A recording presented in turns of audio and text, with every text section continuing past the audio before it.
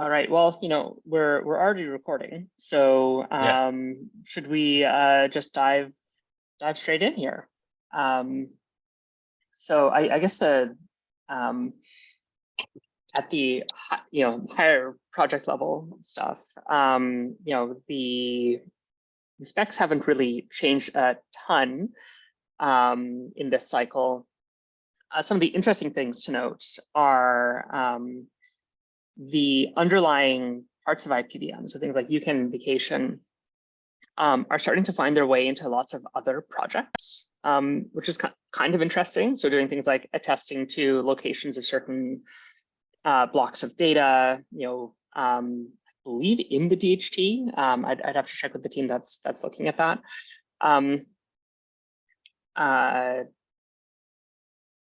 Interest in doing workflows cross systems for a bunch of other compute projects as well. So there's, having actual standards that I think actually bearing out as being a valuable thing of saying like, hey, here's a thing that's been well thought out, that's gone through review, that a lot of people have looked at. You want to do, a bunch of chained things. You want to do this in a way that's safe in a distributed setting. Here's one set of opinions on how to do that. And having that written down in one place opens up a lot of nice places of discussion and ways of, saving other people time, which is great. We have our first regular open source contributor, Melanie, started a couple weeks ago. And I'll let Zishan talk a little bit more about that, but that's just a couple of weeks, but seems to be going well. Yeah, actually, Zishan, do you want to take it from there? That might be a good segue. Yeah, I'm gonna share the PR that Melanie did.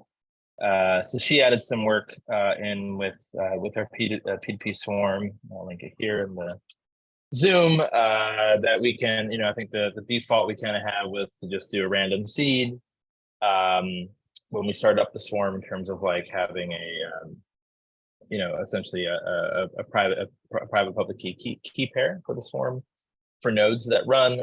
And what she added was the ability for us to either have that random key, which is the default,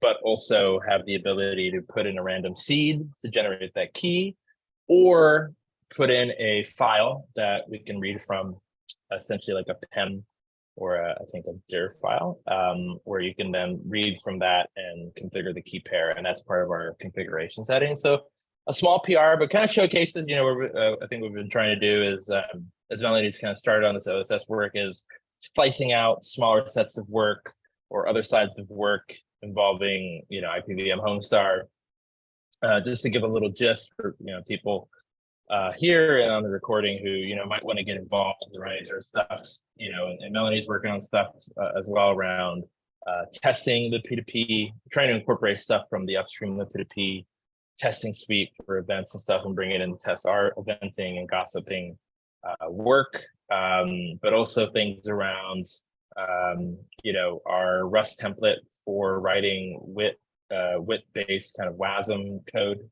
WASM functions, what we've now termed as Homestar functions, which is the renamed crate, which right now just has examples in there that we use for tests. That's kind of the work that she's been looking at. She's also looking at some metrics work as well. So I actually wrote that issue up as well. So it kind of showcases that, yeah, we have a lot of things on the plate of IPVM Homestar, and there's a lot of like small contributions or larger contributions that can work, and we've been trying to slice up that work as well. Hello to new people who have joined in. So yeah, super big shout out to Melanie for doing that first PR, and she'll have some more along the way. I actually just came off the call speaking with an old friend of mine who was very interested in the IPVM, the Homestar work, and wanted to write more Rust. And so we actually just talked about some small issues there. I was talking about like one of the small issues we had was like, we just added the ability to like listen into shutdown signals and stuff for the runner and the runtime. But it's only the Unix ones. I don't have the Windows ones in, not that it's that hard, I just didn't do it yet. And that's like an issue I put out. I almost did that on purpose. So stuff like that, so hopefully if more people want to get involved, and the other thing I'll link actually is in my meetings with Melanie, and I've dubbed it more like this OSS implementers dev chat. Melanie is the kind of first official one who's been working on stuff, but it's open, and kind of just what we've been working on, what I've been working on as well, kind of going through stuff. She and I talked a lot this is from last week. Where we talked a lot in the last week about, one of the things I did was update WASM time, which is the embedded WASM engine that we have runtime to execute WASM right now on the REST side. We updated, and like one of the things that happened was like one of the tests we had, which did some kind of complex logic around working with IPLD maps and maps of union types and WIT broke. And I was like, is it me? Is it them? Is it the greater world fighting me? But we found out that certain types are restricted in the WASM time and WASM and WIT interface type model. And there was like a big change that happened between the 8 series and 10 version series, where they always wanted to restrict it, they just had not done it yet. And so they added validation. Everybody's iterating as we learn all the time. So everybody's iterating, even the bytecode alliance. So that brings up some interesting things. I don't know if we want to talk about that around how to try to model IPLD in a WebAssembly interface type way, because we don't have recursion, and now working with like lists, like you want to do like an IPLD list, which like in a typical data model for IPLD, the runtime model, you could do like a list of more IPLDs, and we were trying to kind of mock that with a list of a variant of a type that could be like IPLD. But now you can't because they don't allow that.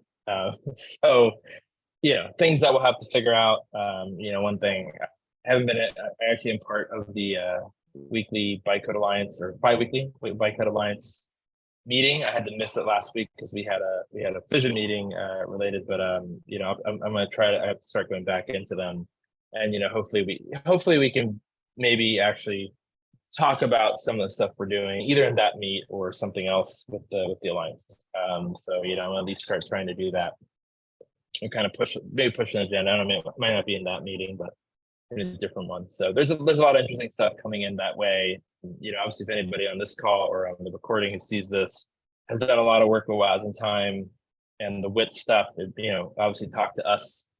But also shout out to Pat Hickey, who always Pat Hickey and Alex Crichton, who always get back to me on, finally get back to me on Zulip after a little bit of time, but they got back to me, which is very helpful, just to make sure that I'm not doing the wrong thing.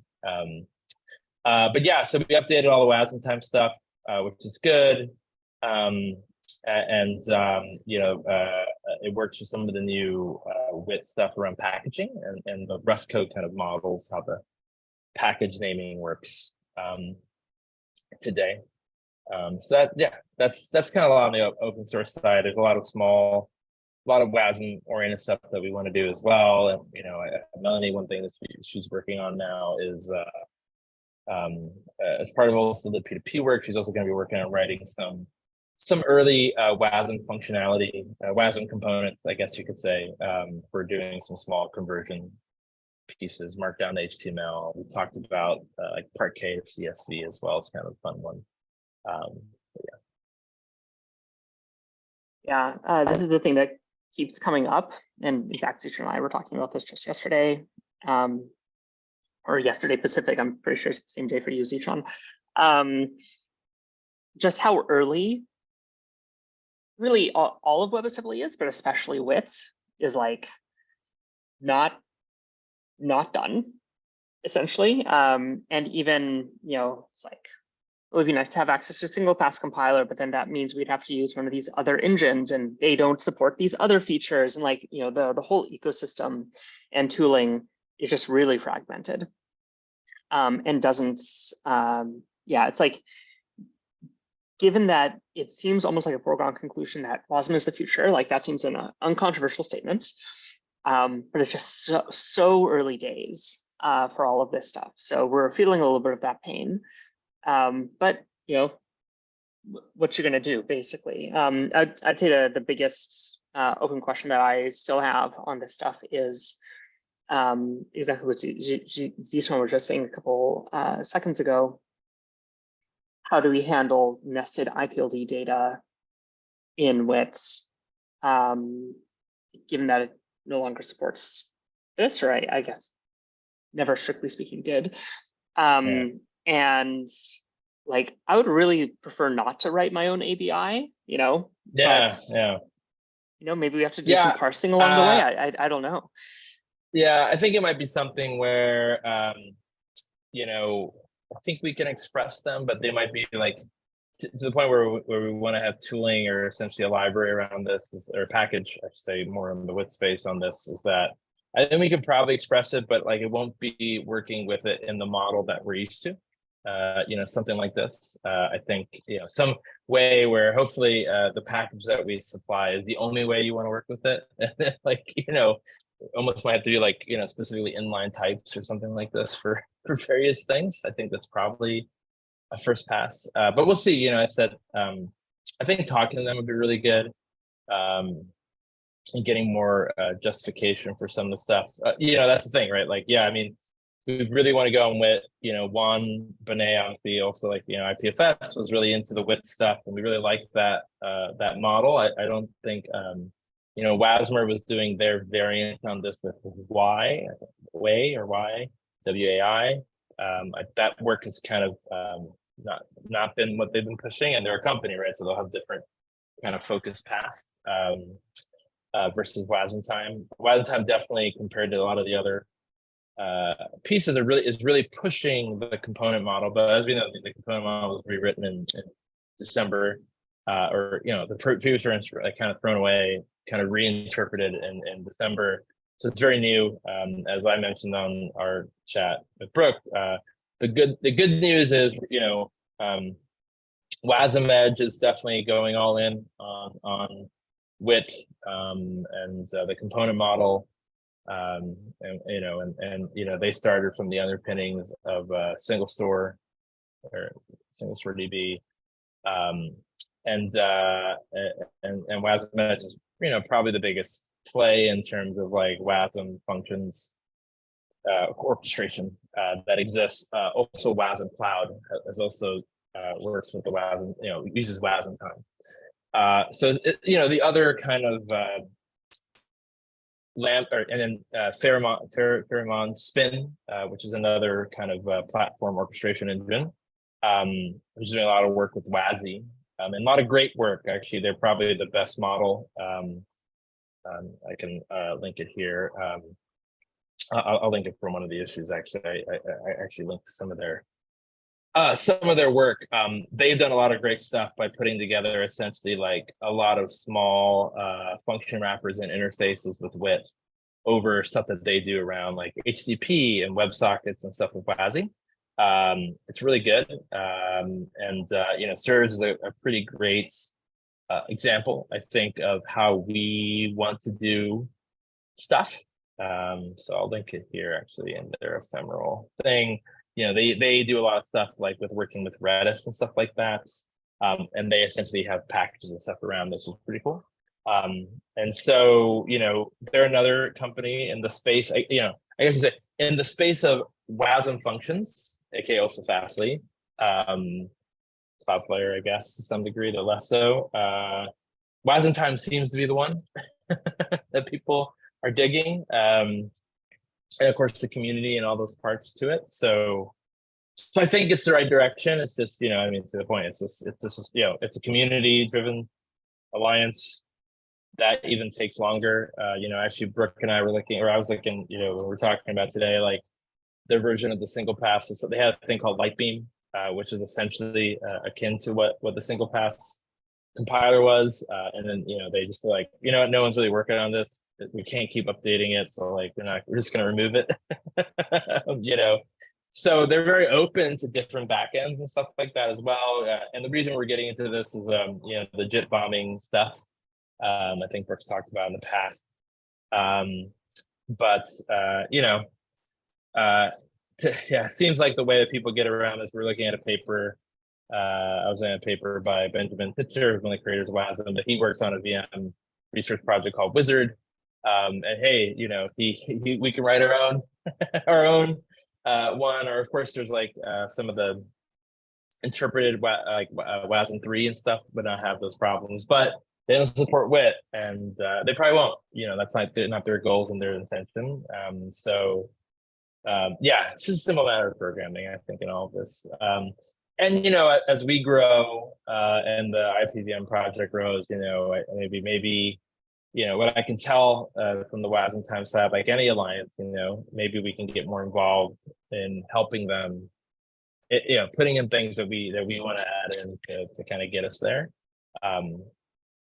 You know, maybe that's another kind of run down the line too. It's like, well, how do we support some of these types that we need, or you know, where are the bottlenecks and where are the problems? I think the WASM time people would probably say, oh yeah, there's a bunch of issues. They have some of them obviously in their GitHub, but probably also be like, yeah, we can also like create issues and you can work on them, you know, to help with that stuff. So yeah.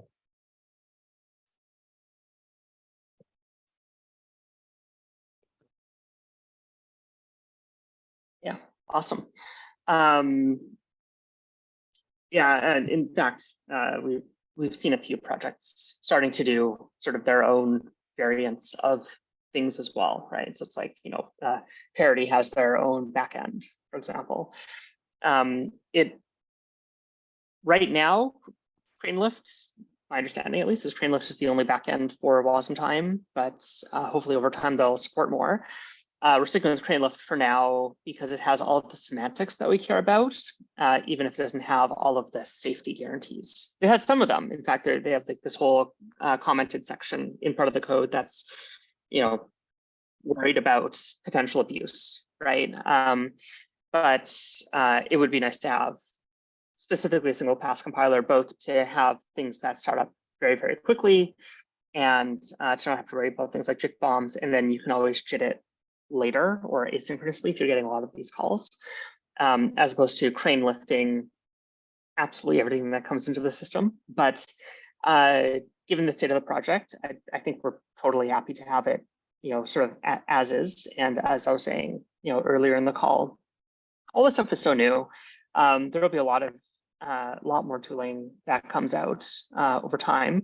I think the hard thing right now is the shifting sands of all the specs are updating, things are changing on sort of an ongoing regular basis. So it's, you know, Zishan always says, it'll be 5 years before this stuff is stable. So, you know, we certainly don't have to maintain our own complete stack for this stuff. We're already, you know, lifting a fair bit as is, and we want to stay up to date with sort of the state of the art, as opposed to using one of these fork projects that may or may not stay up to date over time. So sticking with the bytecode alliance seems like a pretty safe bet in the meantime. Anyhow, oh, sorry, Zishan, yeah. Oh, yeah, I agree. Yeah, I mean, yeah, our own ABI creates more consternation, I think, in the space. But yeah, I mean, you know, I said there's, you know, obviously Wapner, there's others, you know, all these things. But you know, I think a big proponent, and you know, something that I know we want to do at Fission more as we grow is, yeah, I think maybe being more part of the alliance in that way could also help, right? I think that would probably be a big step as we get more of IPVM off the ground. So.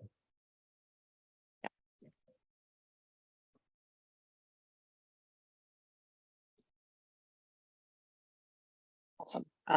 Bastian, any updates, or should we open it to community discussion? Yeah, right now we haven't hit our next milestones yet for IPVM, so I think I'll give an update on that maybe next month. But yeah, that's pretty much for me. And Zishan gave a really good update on what we have currently. Yeah, I mean, the other update I'll give, where the code is, obviously some of the stuff Melanie's done. I've been working on not just the WASM time updating and finishing the interpreter bits there. I've been working heavily on the runtime. So by the next time we do this I think the next IPVM one will actually showcase a demo of working with a few different workflows at once. It's really, really close.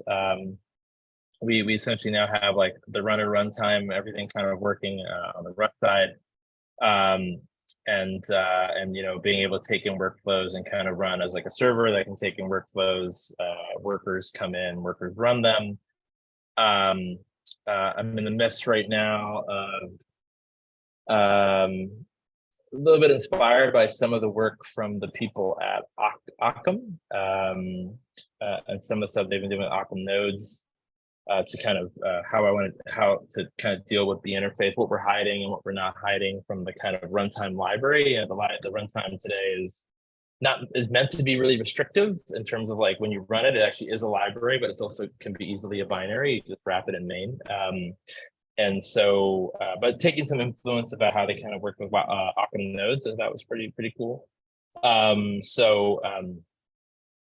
pushing up some stuff there and kind of laying out the last foundations. The other big lift that we added was it's a lot more like eventing and the P2P coverage of what we need. So now, there's already a lot of work in there in terms of how we work with receipts and workflow information between what we have in our kind of cache database in SQLite to also how we pair the stuff over the P2P. How we work, what I just put in was how we kind of work with push versus pull in terms of like pushing data on the DHT, but also acting as the providing peer, and how we use providing peers. So when you get a workflow, you basically say, I'm providing this record, and then we actually use both the push and pull model when we actually try to grab that record. So we actually say this, who has it based on that quorum. If there's any error, go look for peers and see if anyone who's providing it can talk to me directly, essentially over request response. So all that code's in today. I just landed that yesterday or 2 days ago. And so a lot of that stuff's been around like the P2P work and kind of getting that all pretty solidified. And that feels pretty good. And it was a big rewrite of the kind of eventing structure to the runtime, which has made it much cleaner to work with things like signals and shutdown and everything else like that. So.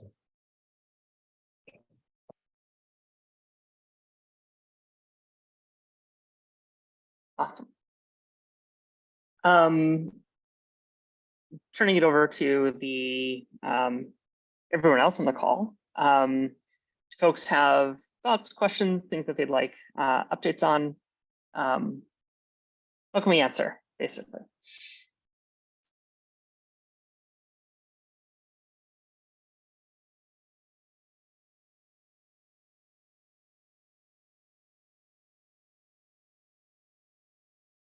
Hey, I so love I the. have please. like probably a newbie question because this is like the first community event I've participated in. I'm going like IPFS, IPVM, but I don't know if that's been answered before. But as far as I know, like IPFS, its model is like it doesn't do deletes, or like it cannot guarantee it at least.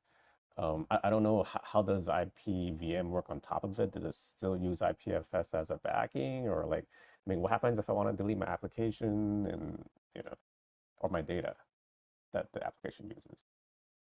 Yeah. So IPFS uses content addressing, which means that if somebody has the content address, so they have the hash, and somebody is hosting it, they can be routed to it. The flip side of it is because IPFS is not a storage network at all, it is a routing network, right? So if a bunch of people are hosting your application and you want to delete it, you can't, but that's in the same way as, as if you had mailed out a bunch of CDs. right? You know, your AOL, you can't get those CDs back.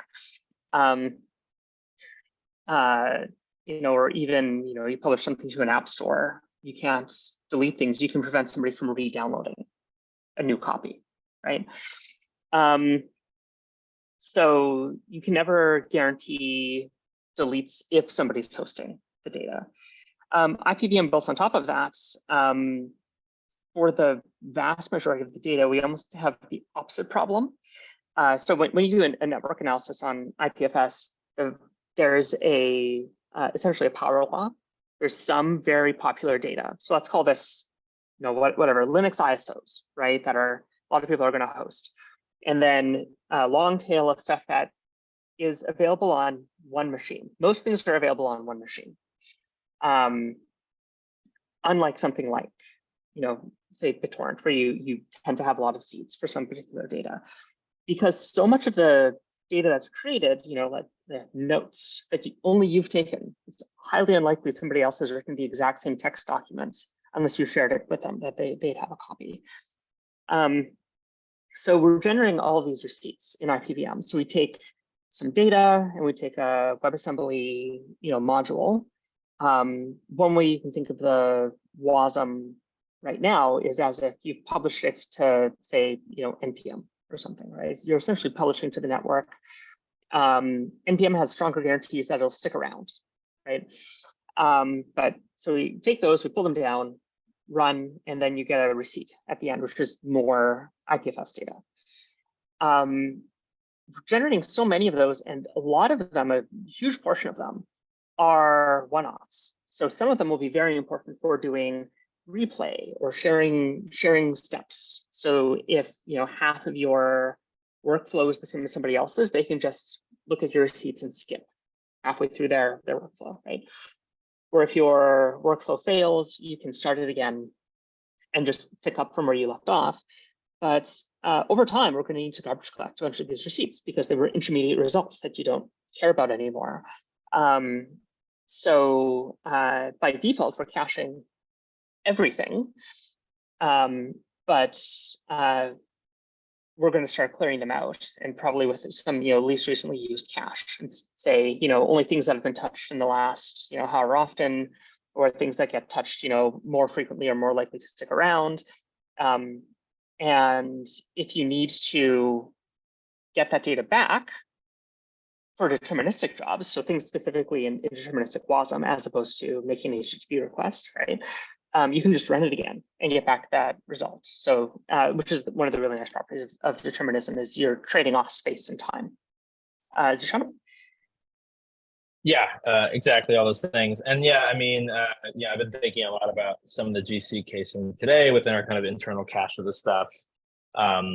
Because you also like want, you know, there's two pieces essentially that we kind of keep in our internal cache today, which is receipts, and also what I've called workflow information, which is a way to allow for queryability of progress of a workflow, but also like, hey, I ran a bunch of workflows as a node, and I want to know how many workflows you ran, and, you know, what were the SIDs? And trying to keep that up to date in an eventually consistent way without any locking and all these things that we deal with across nodes, and where do I pull data from, and, you know, trying to kind of keep a monotonic counter of like what my best progress was, depending on maybe where I failed or anything. But yeah, to that point, it's, you know, I've been thinking a lot about the GC case. You know, there's kind of multiple GCs that even need to take place. There's with receipts. You know, there's a ticket I put in to essentially start allowing for the block store, so we can keep things like WASM modules, for example, locally. And that's great for like offline cases, for example, where you get a resource and you want to keep that locally as like a block store. But ultimately GC as well, right? Because the goal would be like with the Homestar stuff, we've been putting in a lot of configuration already. And this will be really setting driven. So essentially, if somebody's running a node, they can tune these parameters in terms of how that GC works. Probably in a mixture model of, yeah, least recently used probably as a default algorithm, but, you know, some sort of generational GC where you hit some limit, right? And then, hey, we get to tear some stuff down. Then we use LRU. I was talking to Begins, aka Brian, on the Fission team yesterday about some stuff we've been talking about the front end runtime. The browser runtime we've been talking about for this. for Homestar. And one of the things that came up was a lot of this kind of cleanup stuff and how best to go about it and how it's going to work across browser and IndexedDB. How this is all going to kind of work into place. But there's been a lot of thought into thinking about it. One thing we do though, I would say, is once we relink, once we do some GC cleanup of what we stored, we can do things like, I have the hooks in, I haven't used them yet, but we have hooks in for like removing records that we put on the DHT. What that means is not actually removing them locally, that stops replicating them, right? And you can also stop providing data. So, that's not the full solving situation, but at least says like, hey, no longer replicate this thing anymore, right? And if things, if other nodes in the IPFS network implement some sort of GC themselves, which they can, then they might remove stuff, right? Based on knowing that that's not going to be there. So, you can at least ask for the removal of records in terms of replication on the network. So that's at least something we could we plan to participate in once we also do cleanup and stuff like that as well. Or there's obviously a dead letter kind of queue of workflows, queue, because we don't actually have it really queue hidden with the IPVM nodes. But you can imagine like that workflow hasn't run in months. The information for it is probably not worth useful anymore. Hopefully maybe, right? There's a kind of things like that where, and then if that local node goes away or the persistence is not there, that would be gone then, eventually.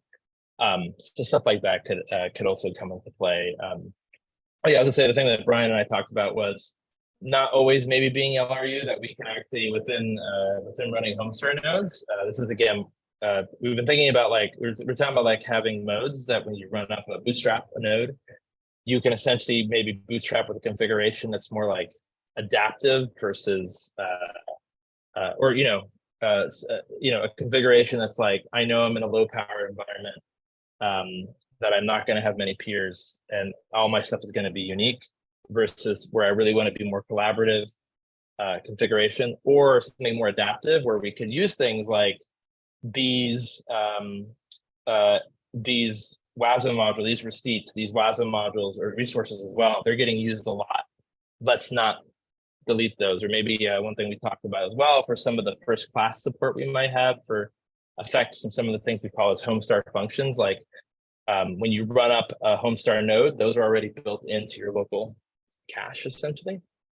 So you get some default things. So if you're never really going to be online, it's okay, because you're probably going to use stuff that we've kind of baked into the registry. And maybe there's some way to kind of make that more useful for other pieces. So yeah, there's been a lot of good thinking, I think, into that. But Brooke answered the core thing, IPFS, how it runs, not necessarily, right? So,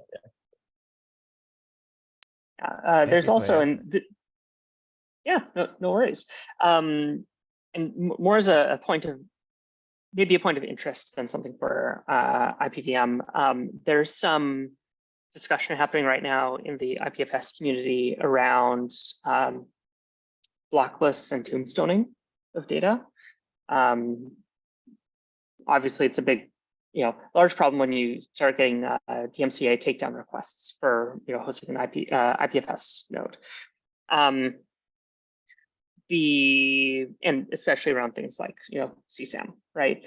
But also extending that to things of like, hey, I would really like to not have this whatever blog post available anywhere because it's, I don't know, I accidentally put my secret key in it or something like that, right? Like that is a discussion that's happening in IPFS land. Because we're running IPFS underneath, we'll probably end up consuming that at some point, but it's not like a core part of the thinking of IPVM in particular. So. Right, thanks. Yeah, that was a wealth of information for me to digest. But good to know that these concerns are being have proper thought being put into. Yeah. Yeah, definitely. I think it's a little different for something like Filecoin, which is trying to do data availability over time, right? Where you're actually buying a chunk of time. But yeah, for stuff coming off of gateways or IPFS, this has been a bit of a thorn in the side for quite a few people. And so people have started rolling their own, and so now it's going through a standardization process. Yeah, and I linked this talk. It's specifically about this Hydras project out of IPFS, but they do talk. They have some really great graphs about how data is kind of how peers kind of work in the system, how like hot data is kind of used, reused. And it's really good. And Daniel Troutwine, who gives that talk, is awesome. I'm a big fan of Daniel's work, so I highly recommend that to kind of get a sense more generally of how what the metrics are saying about how people run IPFS and how peers have been working and how data have been being used. Yeah.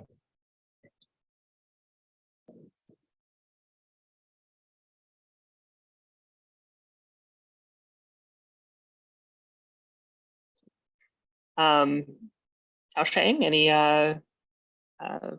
thoughts? Or should we give everyone 20 minutes back or so here? So, absolutely nothing wrong with keeping this short and sweet today. Yeah, I'll also link Brooke. We started putting together like a research repo. I'll link that PR. So for people also interested in papers kind of related to IPVM, through various things that Brooke has thought through, and then also we've been kind of adding over time as we've been working on it. Something you can take a look at as well. I just think that.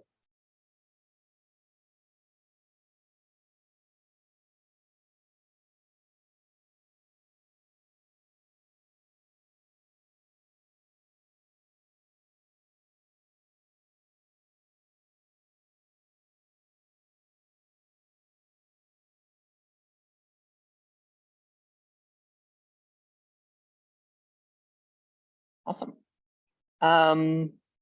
Well, if there's nothing else, I guess we can wrap this one up and keep it on the shorter end. It's very summer call. Otherwise, I'm out for 2 weeks starting Monday. So hoping to get a couple specs and things out the door here before I head out. But other than that, we'll see you all for the next IPVM community call next month. And then the month after, Zishan and I are over at Strange Loop, and I'm actually giving a talk about IPVM. So that's also very exciting. So we're using that as a bit of an artificial deadline to see if we can get some features done. But code gets written at the speed code gets written. So we'll see. It's a good artificial sort of ballpark, I think. Amazing. That's all. Thanks everyone. Thank you. Thank you, everybody.